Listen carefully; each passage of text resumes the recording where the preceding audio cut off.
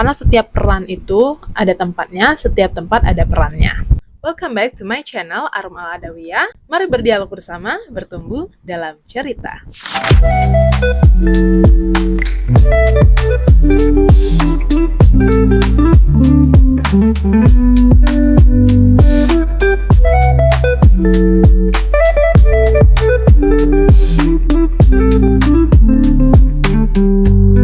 Jadi udah jelas ya bahwa seorang perempuan itu sangat berperan penting dalam sebuah peradaban. Kamu sangat berperan penting dalam peradaban ini sekarang eranya. Perlu juga diingat bahwa kamu sebagai perempuan itu memiliki ruang lingkup dalam mengambil peran. Lingkup pribadi, lingkup keluarga, lingkup masyarakat. Yang pertama kita bahas tentang lingkup pribadi. Yang jelas kalau lingkup pribadi ini kan hubungan kita dengan diri kita, hubungan kita dengan pencipta kita. Maka jelas kita ada ibadah mahdo di sana. Ibadah yang jelas tuntunannya ya kayak sholat gitu kan. Karena tujuan yang bermanfaat dalam produktivitas itu tadi adalah harus bernilai ibadah. Nah, yang pertama itu ada yang namanya ibadah yang memang ada tata caranya, urutan gitu, rentetan yang jelas kayak gitu. Kalau nggak sama kayak gini, ibadahnya itu ya tidak sesuai dengan tuntunan Rasulullah. Misalnya apa? Kayak sholat. Nah, itu kan jelas ya kalau sholat itu nggak ada tuh orang salam dulu baru takbir, nggak ada. Nah, jadi ini adalah bentuk-bentuk ibadah yang jelas kayak gitu. Rentetannya ada, how to-nya ada, urutan-urutannya jelas. Apalagi contohnya, misalnya haji atau puasa, gitu, zakat. Jadi jangan disangka berhaji kita zakat itu tidak produktif, itu produktif. Karena apa? Karena 3 unsurnya ini terpenuhi kan, ada waktu, energi yang digunakan, kemudian fokus juga. Nah, kalau misalnya kita nggak fokus dalam ibadah, itu kan nggak khusyuk jadinya kan, nggak bisa juga. Terus bermanfaat nggak? Bermanfaat tentunya. Karena bagi seorang muslimah khususnya, yang namanya bermanfaat itu adalah sesuai dengan tujuan dia diciptakan, yaitu beribadah kepada Allah. Nah, sholat, puasa, zakat itu salah satu bentuk ibadah kepada Allah. Jadi ini bernilai manfaat. Jelas ya, clear. Oke, dalam lingkup pribadi yang lainnya itu kita ada yang namanya menuntut ilmu atau mencari ilmu. Nah, ini juga bentuk dari produktivitas. Jadi yang namanya belajar itu adalah bentuk produktivitas. Jadi jangan disangka bahwa kita yang sedang belajar, mencari ilmu, sedang ikut kajian, itu tidak produktif. Itu produktif. Kenapa? Karena 3 unsur terpenuhi, waktu, fokus, dan energi itu terpenuhi dan juga bernilai manfaat. Bermanfaat tadi apa? Balik lagi, tujuannya bermanfaat itu sesuai dengan tujuan penciptaan seorang manusia, yaitu beribadah kepada Allah. Ikut kajian adalah hal yang bermanfaat, maka ini termasuk sebagai produktivitas. Nah, jangan sampai menilai menuntut ilmu itu hanya kajian aja, enggak, kajian yang ada narasumbernya gitu enggak ya, bukan itu aja, tapi mencari ilmu itu luas. Ruang lingkupnya sangat luas.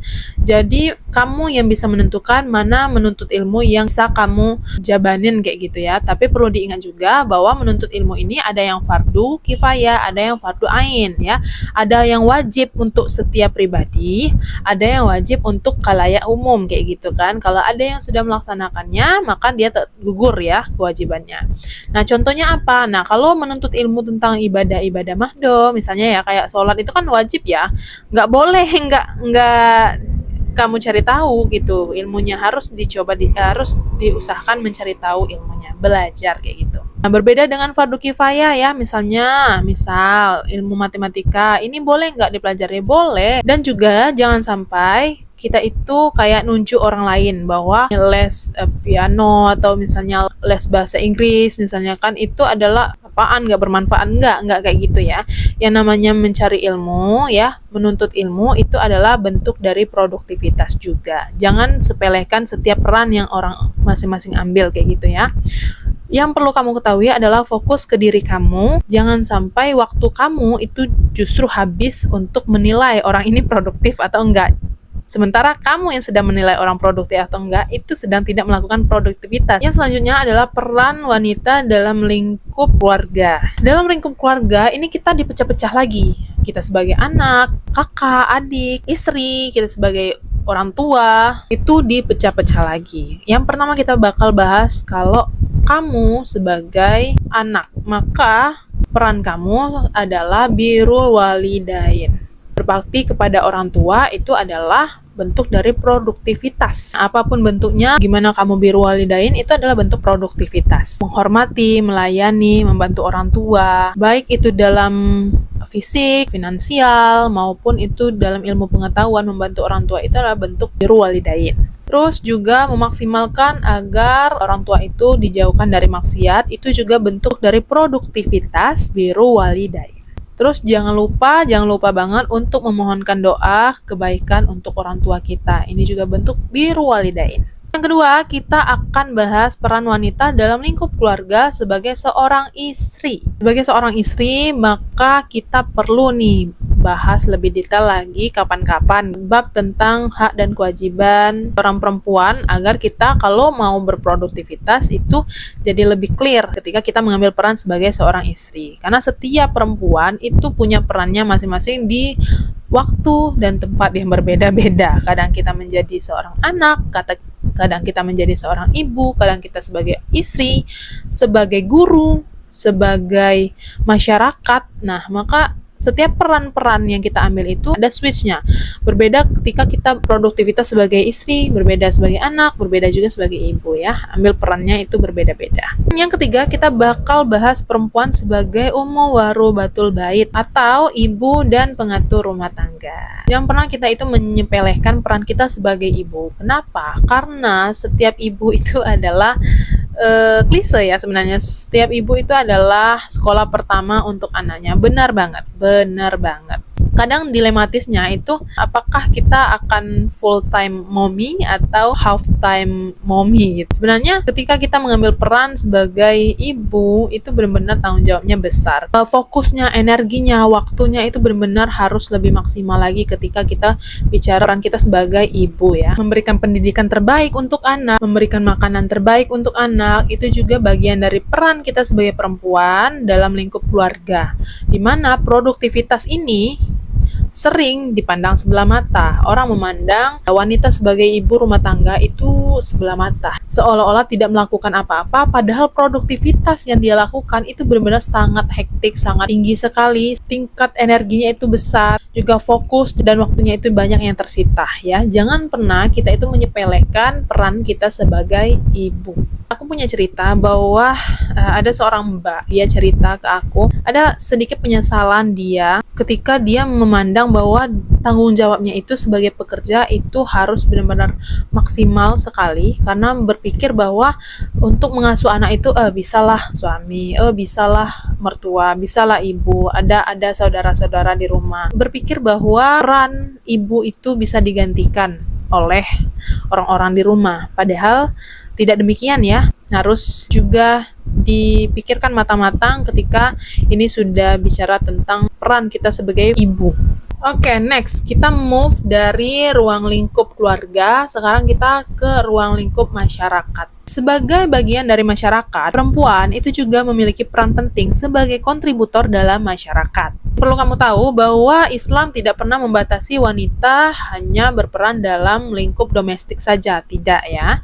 Tapi perempuan juga bisa berperan penting, mengambil peran yang sangat besar dalam masyarakat, berpartisipasi dalam kehidupan sosial, ekonomi, bahkan politik. Kamu pasti udah nggak asing lagi dan tahu bahwa Bunda Aisyah radhiyallahu anha memiliki peran penting dalam masyarakat yang sangat terkenal sebagai ahli ilmu hadis.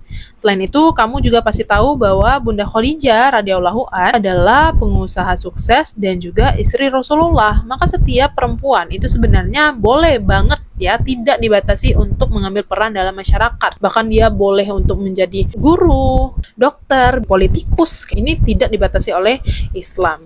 Bahwa perempuan itu bisa mengambil andil penting, bisa berkontribusi dalam masyarakat. Oke, yang terakhir adalah perempuan sebagai pengemban dakwah. Setiap muslimah itu memiliki kewajiban untuk mengemban dakwah. Dia memiliki tanggung jawab dalam menyebarnya kebenaran Islam, dalam mengajak orang pada kebaikan dan mencegah pada kemungkaran. Nah, khusus untuk peran seorang wanita sebagai pengemban dakwah ini tidak hanya sebatas ruang lingkup masyarakat saja, tapi termasuk ruang lingkup pribadi, keluarga, dan tentunya masyarakat tadi. Nah, setiap diri ini perlu untuk kemudian didakwai ya, mengingatkan diri sendiri bahwa kita harus ingat pada kebaikan, mencegah dari kemungkaran. Begitu pula dengan keluarga, kita tidak boleh diam ketika keluarga ada yang bermaksiat, ketika keluarga lupa untuk beribadah kepada Allah yaitu.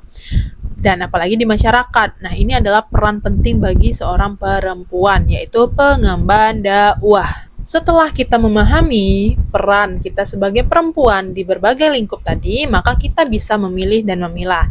Mana nih ketika kita sebagai perempuan yang sedang berperan dalam lingkup pribadi, apa nih yang harus kita lakukan? Ya, produktivitas apa yang harus kita lakukan? Ketika kita berperan sebagai perempuan dalam lingkup keluarga, entah itu sebagai anak, sebagai istri, sebagai saudara, sebagai ibu. Kemudian kita bisa maksimalkan dengan men-switch peran tadi, maka setiap aktivitas kita, produktivitas kita itu benar-benar sesuai dengan peran kita tadi. Maka waktu kita itu tidak kita sia-siakan. Jadi bentuk tujuan yang bermanfaat itu tadi adalah seluruh aktivitas kita itu ditujukan untuk beribadah kepada Allah. Apapun perannya, entah itu kita sebagai anak, istri, kontributor dalam masyarakat, pengemban dakwah, atau apapun itu, maka kita ketika beraktivitas, setiap aktivitas kita itu adalah produktif. Dia fokus, menggunakan energi dan waktu yang dimaksimalkan, tentunya juga dengan tujuan yang bermanfaat. Jadi, kalau misalnya ini sudah menampar diri sendiri ya sebenarnya, kalau kamu hobinya nonton, apalagi nonton series gitu, kalau kamu tahu persis bahwa apa yang kamu tonton ini sedang tidak mengarahkan kamu, memaksimalkan waktumu, energimu, fokusmu untuk memaksimalkan peranmu, berkontribusi, udah deh, jangan sampai sia-siain waktu. Karena yang namanya waktu itu nggak akan bisa kembali lagi. Namanya waktu itu nggak bisa kita reverse, itu nggak bisa. Kalau kita mau langsing dari gemuk, itu bisa kita usahakan. Kalau kita mau gemuk dari langsing, itu bisa kita usahakan. Tapi kalau waktu yang terbuang sia-sia, itu tidak bisa kita usahakan sayang ya. Itu hanya bisa kita jadikan pelajaran. Sehingga waktu yang kedepannya yang kita masih punya, ini dimaksimalkan. Jadi segitu dulu dialog kita pada kali ini. Mari kita bertumbuh bersama dalam cerita. Untuk kamu yang tertarik membaca lebih tentang apa yang aku bahas ini, kamu bisa klik link di bawah yang udah aku terapkan. Kamu bisa temui aku di sosial media lainnya, review buku di Instagram, novelku di KBM Apps, dengan username yang sama, Arum Al Adawiyah. Segitu dulu. Assalamualaikum warahmatullahi wabarakatuh. Dah.